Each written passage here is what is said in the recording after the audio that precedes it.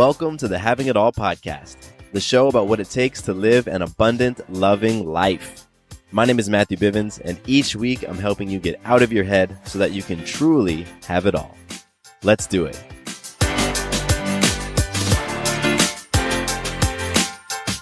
What's up? What's up? Welcome to the Having It All podcast. It feels great to be on the mic, doing what I love to do in podcasting and talking about having it all.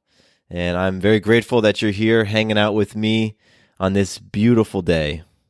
Thank you. Thank you. Thank you. I have had a hell of a week. And this show, a lot of this show is about me being very honest and transparent with stuff that's been going on in my life. And so I'm going to share with you guys what's been up past couple of weeks. This past Saturday, I had to put my dog Watson to sleep. And it was hands down the most challenging thing that I've ever had to do.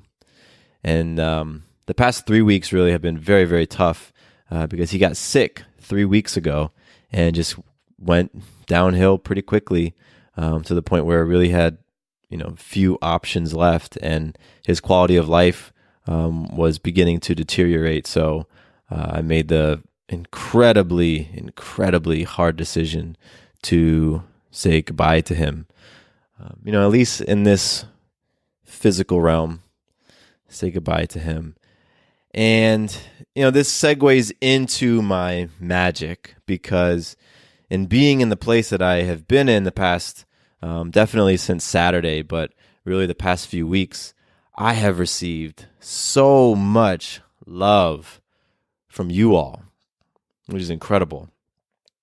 I talked a little bit about what was going on in the Trust Challenge group, and I've shared certain things with clients. I've had to reschedule different phone calls and just different things like that, rearranging life around taking care of Watson. And I have just received such an outpouring of love from you, and it really has been magical. It has been truly, truly incredible. So that is my magic, just you all pouring it on, and I'm so open to receive it, and it really has filled me up and brought a little bit of just light into what has been a very tough time for me. And I want to share gratitude in this as well, right? Like, this is the magic portion of the show, but on this occasion, I want to send gratitude to Watson. 7 years ago, I adopted him down in Florida, and when you adopt an animal, when you adopt a dog, you go and you walk in and you see them all everywhere, whether it's in a kennel or in my case, it was at a PetSmart, and you get to pick your friend, pick your pet. But in this case, he picked me, and I'm just so grateful that he did pick me 7 years ago, because we had a really, really incredible time together. Oh, man. And it sucks. God, does it suck. It sucks so much. I haven't felt a loss like this in my life, and that's so wild to say, because I've said goodbye to family members and relationships and other pets, but this one has really hit me. So I'm just working right now, being in the space where I feel like I'm processing a little bit more, just processing. I'm just working on gratitude and being so grateful for all the moments that I had with him, and so grateful for all the lives that he impacted, because for all of you pet lovers out there, you know that they just love so unconditionally and so purely. And, coming home to a wagging tail every single day, like every single day, is such a beautiful thing that animals can really provide us. Just that excitement for each day, the excitement to see us. And I felt that every day with Watson. So he's going to be so missed. So missed. It's crazy. But I want to share that with you all, because that's been my life the past few weeks. and we go through really tough things like this. All of us do. And I know that, most, if not all of you, have felt this sort of empty space within you when something that you love dearly transitions or leaves. And it is such a feeling of like you just don't feel like you're going to get over it. You don't feel like it's ever going to end and never going to get better. And so for anyone right now who's going through it right now, I'm sending you love, and I'm letting you know that I can relate, and that there's a whole community of people out here who are sending that love out there to you, because it sucks. It sucks. And there's really nothing more you can say. It sucks. But it will, I'm telling this to myself, like, it does get better. Each day has gotten better. I've cried more than I've ever cried in my life, especially on Saturday, but each day I cry a little bit less. And I know that tomorrow I'm going to shed, probably fewer tears than today, but doesn't mean that I don't still love him the way that I always have. It doesn't mean that my feelings for him go down. It's just I'm able to kind of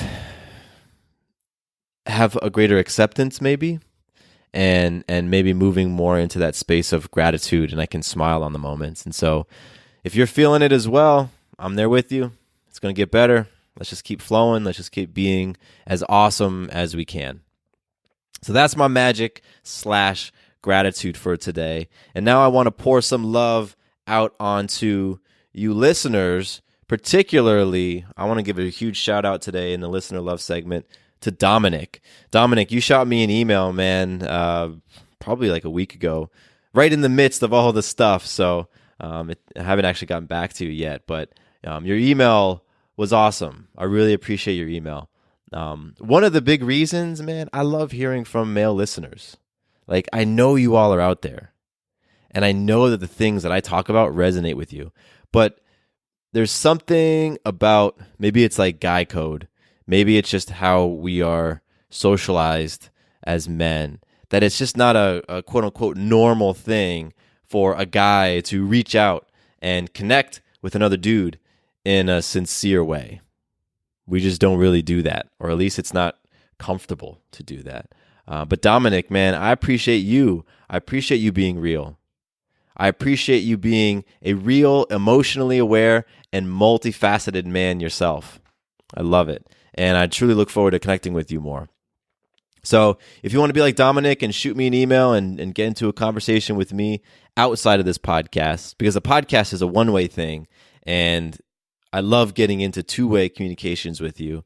You can do so through my email, mattcbivens@gmail.com. That's my personal email address. It goes right into my inbox. You can also hit me up, Matthew_Bivens on Instagram. That's a great place to reach me these days on Instagram. I really like Instagram. It's cool. I haven't posted in a long time, but I still answer my messages. So hit me up. Let's get into a conversation. All right.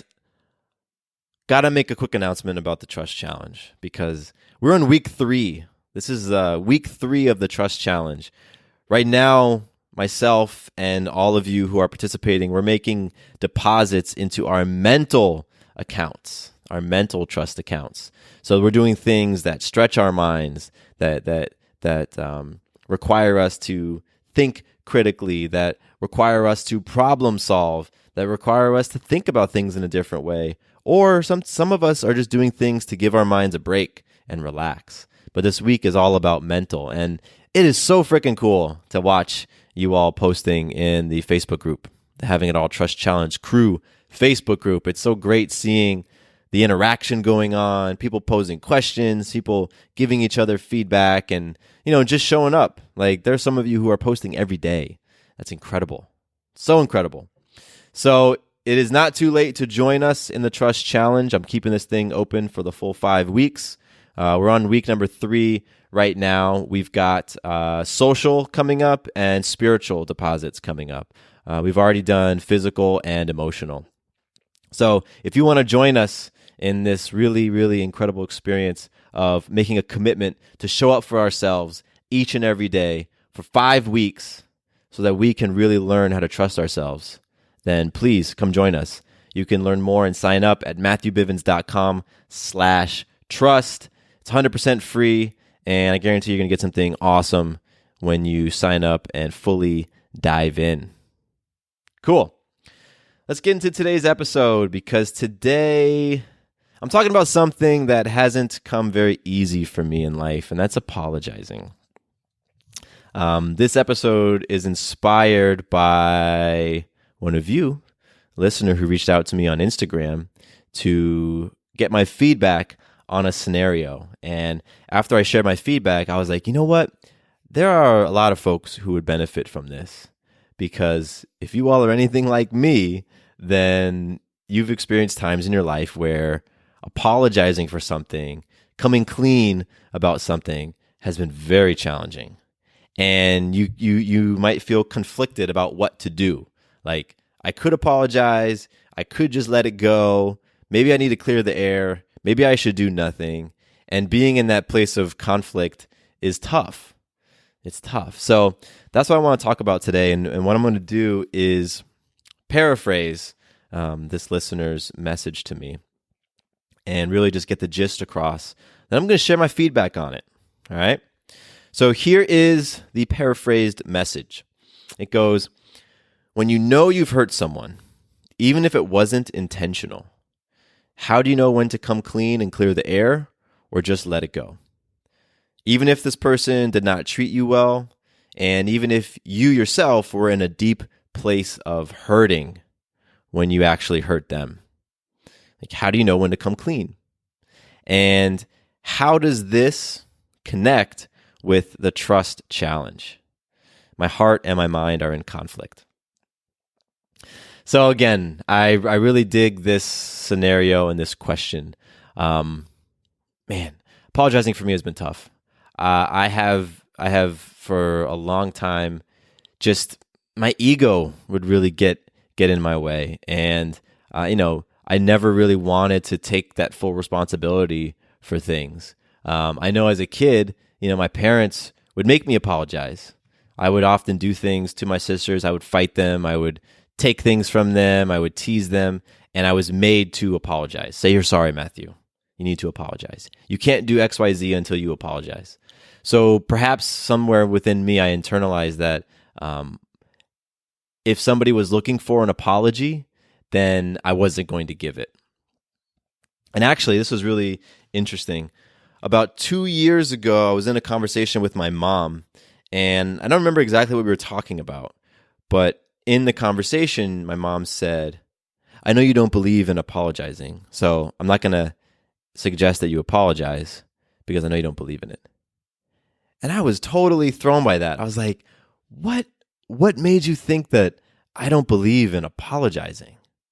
And I know that I was defensive in that moment, but days later, I was reflecting on it, like, what messages am I sending out there to my family that says that Matthew doesn't apologize, that Matthew makes decisions and just stands by them, whether or not they hurt people, whether or not, whatever the consequences are, that I just don't apologize. So that instance really made me think about how I feel about owning things, how I feel about really, as this listener put it, coming clean. And the way that I've interpreted, that question is apologizing. And so today, this is how I feel about it.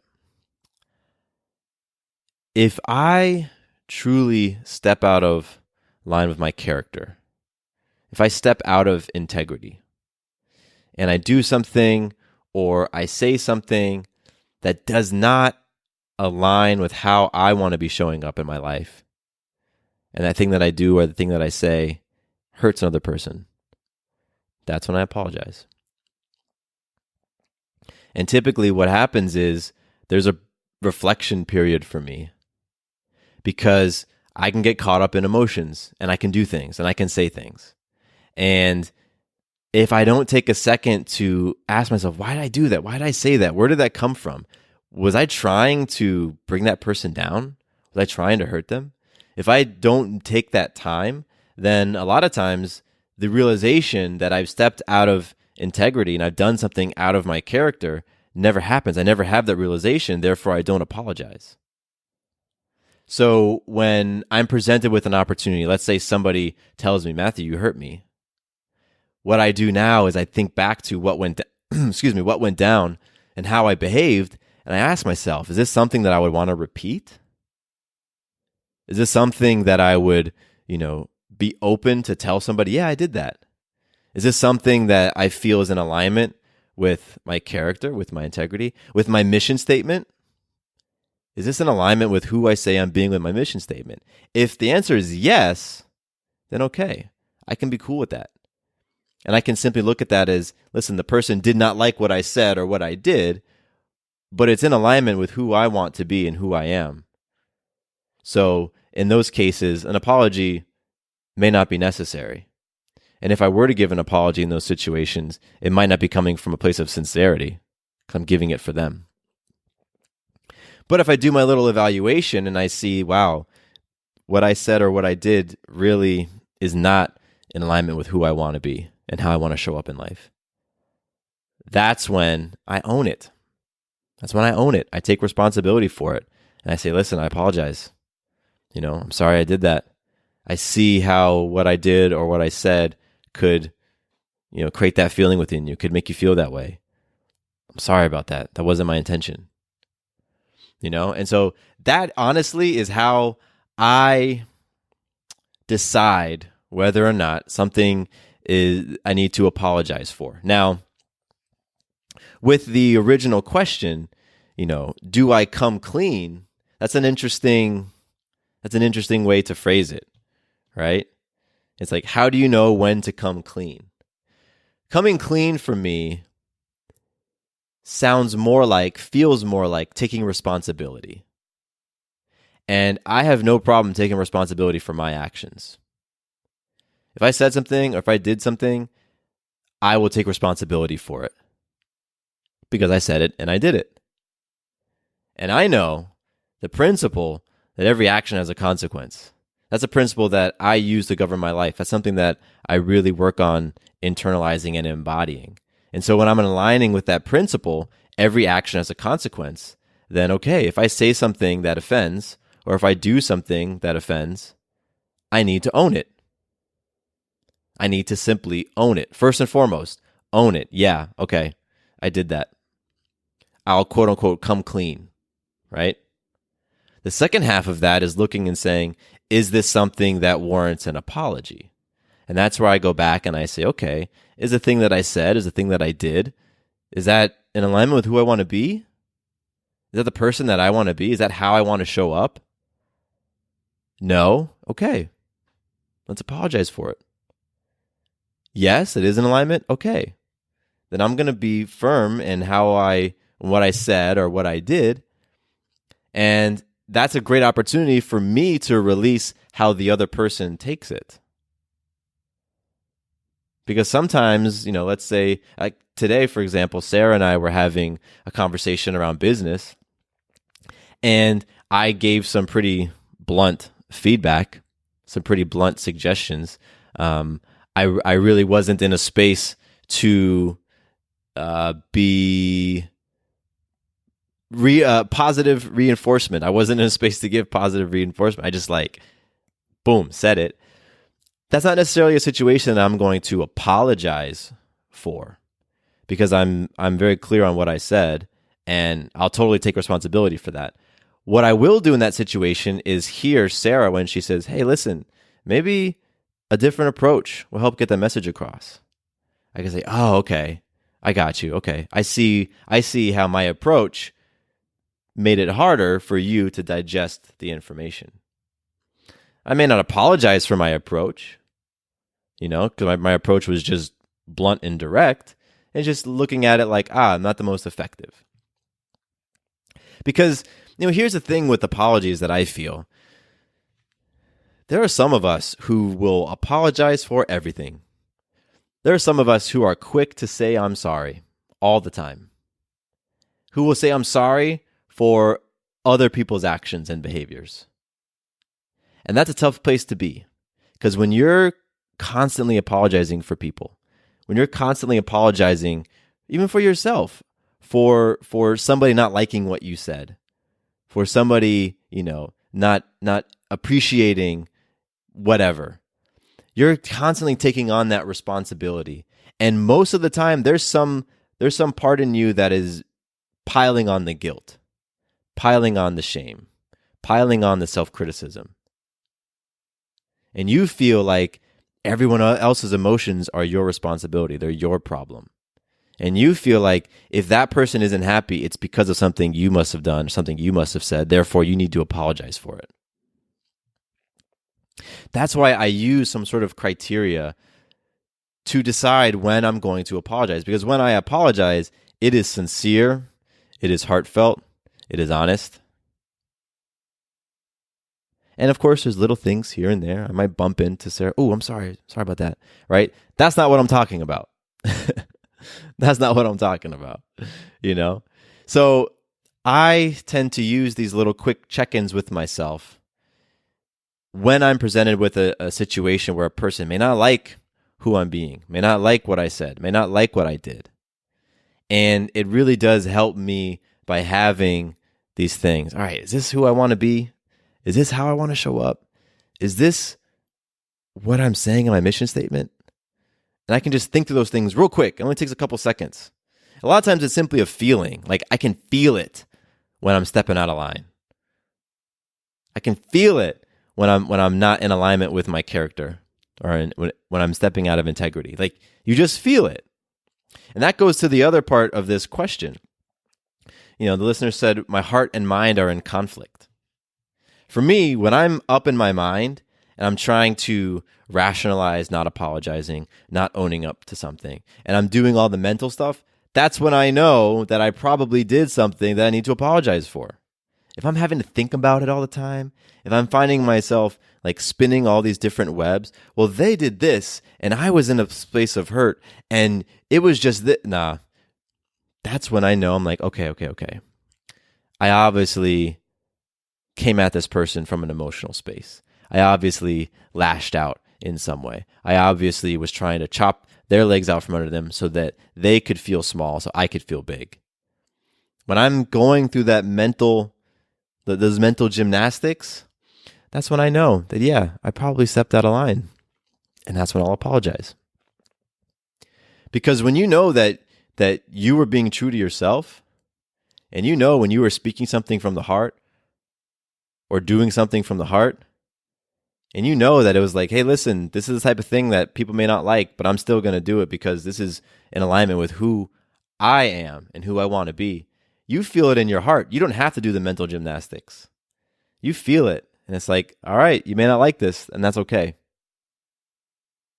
that's when you can own it. That's when you can just, like you said in your message, let it go. Let go how the other people feel about it. So there really is some sort of process of discerning whether or not it's something that I own and apologize, is something that I let go. And I know it can be tough.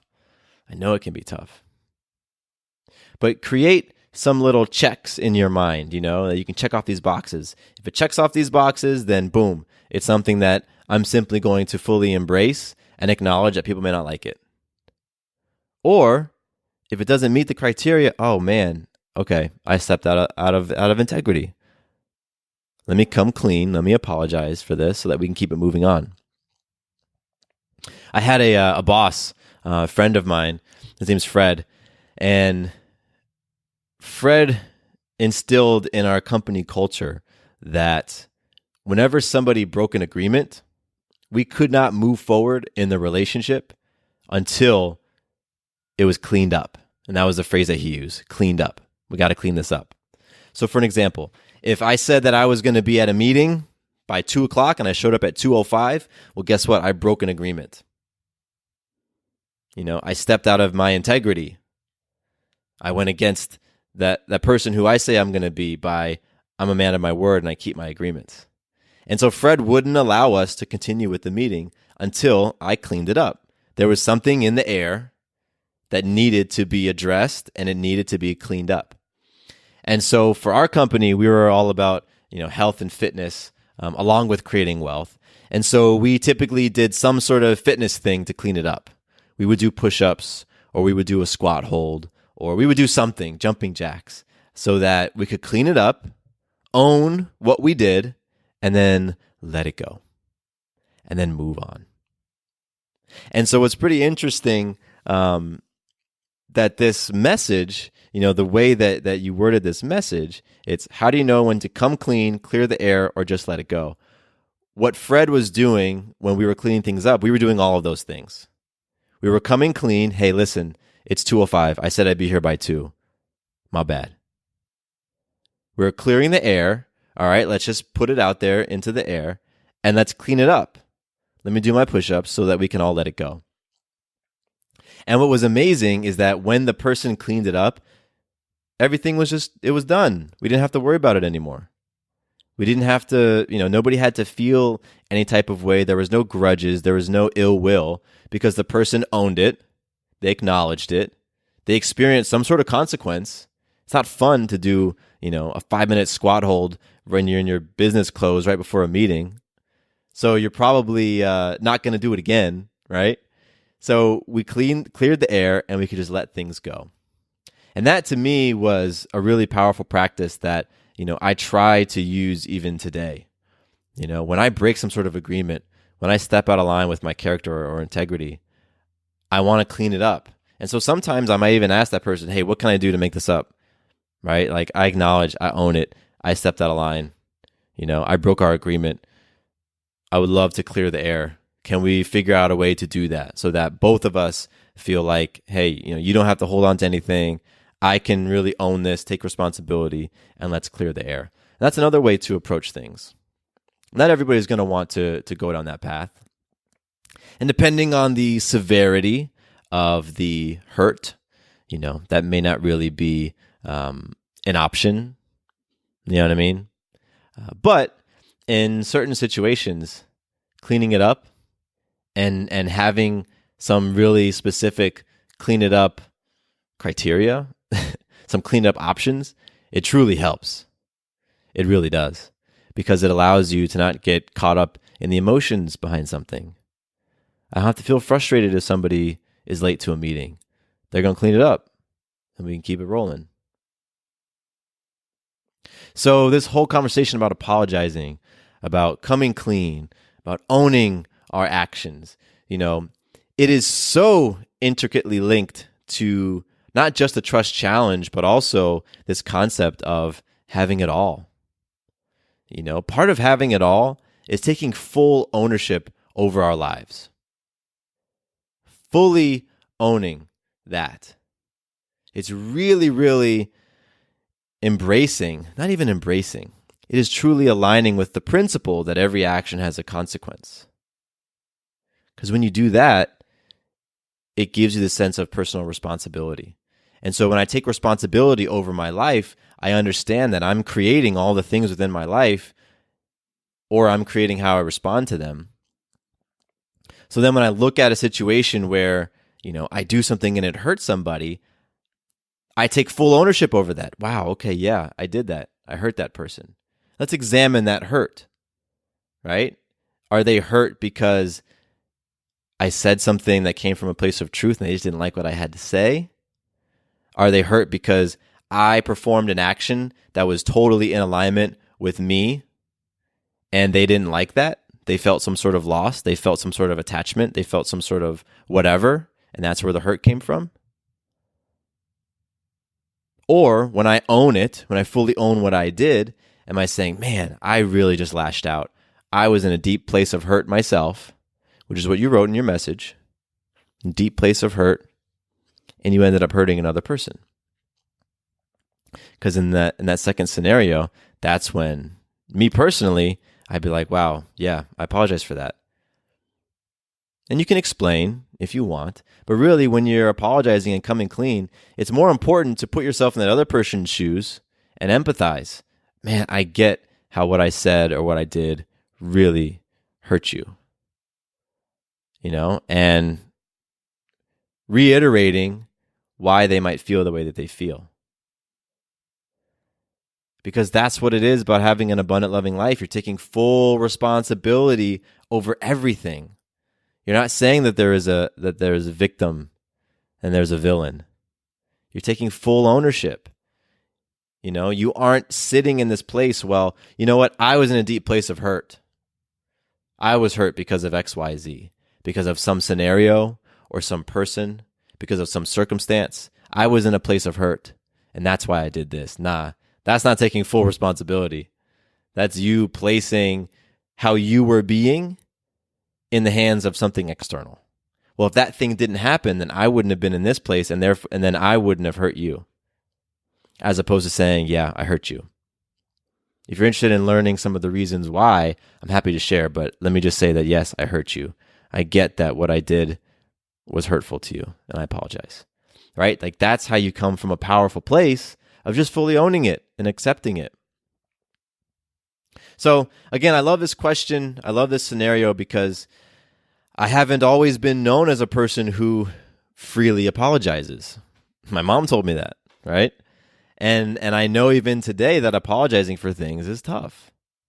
It's tough to admit when you may have stepped out of character. It's hard because we want to be known as people who just, we show up powerfully all the time. Right? We take other people's feelings into consideration, yet we still act in accordance to who we know ourselves to be. Right? Like, we don't want to be the people who are like, dang, yeah, I did that.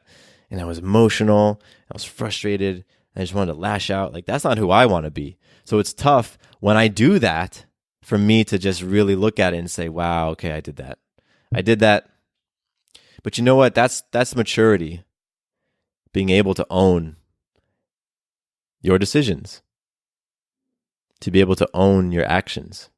Take full responsibility. That's maturity. When you have a high level of maturity, that's what you do. You say, yep, you know what? That's the consequence of that action I took. I'm going to take it. I got it. Yeah, I did that. Okay. Immaturity is saying, nope, I'm not taking that. Nope. Listen, you hurt me first. And if you didn't hurt me, then I never would have hurt you. That's just total immaturity. And you don't get to create, you don't get to a place of creating an abundant, loving life by being immature. It just doesn't happen. You get there by being fully mature, taking full ownership, and saying, yeah, that's me. So, I'm excited to hear how this resonates with you. Because I know someone's going through some stuff right now, and they're feeling totally at conflict between their mind and their heart.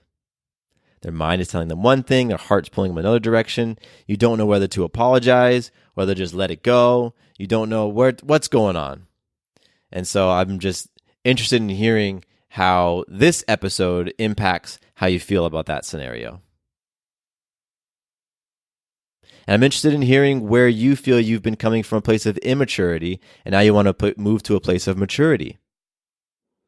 Like, wow, yeah, I haven't been wanting to own this. And I'm recognizing that I could really step up in a powerful way by owning it. So, hit me up. Let me know. mattcbivens@gmail.com and Matthew_Bivens on Instagram. And I want to say big thanks to the listener who reached out to me on Instagram to ask me this question and pose this scenario. I really, really appreciate that because you're now giving others the opportunity to learn and to grow and to receive some feedback and to potentially work through some sort of breakdown they might be experiencing or maybe avoid a future breakdown because of your courage and your openness and your willingness to share and get real. And that's awesome. That's beautiful. And that's how you have it all. By having that courage, by getting real, by being bold, by being authentic. I love it. All right, everybody. I truly, truly appreciate you hanging out with me today. I look forward to everything all of us are going to be creating this week as we are just continuing to be abundant, loving people. And as we're spreading that abundance and spreading that love out into the world and just impacting those around us. And I'm just very grateful. I'm very grateful for how you all are showing up, for the Trust Challenge participants, how you're showing up, for the ones, those of you who've reached out to me in emails and messages and just shared with me little snippets of your life. I can't tell you enough how much that means to me. And every time I read something, I get filled up, because it tells me that this message of having it all, of experiencing an abundant, loving life, resonates. And that's an amazing thing. So thank you so much. My name is Matthew Bivens, and here is to you continuing to have it all. Peace.